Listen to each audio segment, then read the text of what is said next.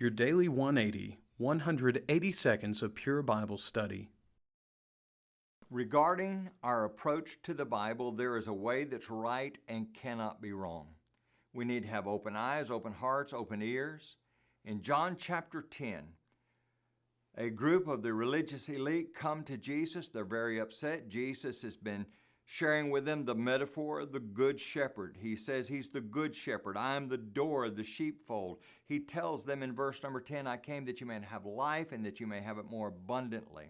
And then I want you to notice something in verse number 24, and we'll back up in the text in just a moment. But in verse number 24, the Jews, and in the Gospel of John, the Jews usually represent the religious elites. Then the Jews surrounded him and said to him, how long do you keep us in doubt? If you are the Christ, tell us plainly. Jesus answered them, I told you, and you do not believe. The works that I do in my Father's name, they bear witness of me. Jesus is saying, I've told you who I am. And if you don't believe what I'm saying, then you ought to look at the signs, look at the miracles that I'm performing, and that should be sufficient in and of itself.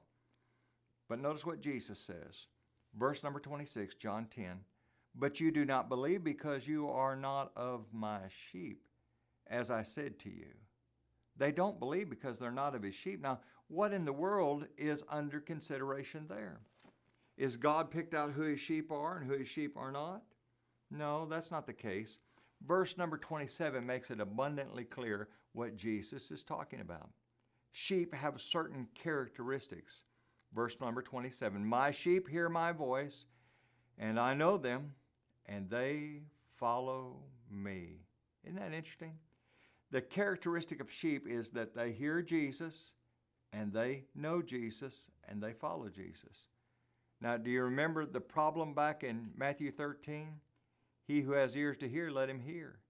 These people, their hearts have waxed gross. Now, let's back up into the text, verse number 19. Therefore, there was a division among the Jews because of the sayings, these sayings, and many of them said, he has a demon and he is mad. Why do you listen to him? Now, those people, their hearts had grown dull. Their hearts had waxed gross. Listen to verse 21. Others said, these are not the words of one who has a demon.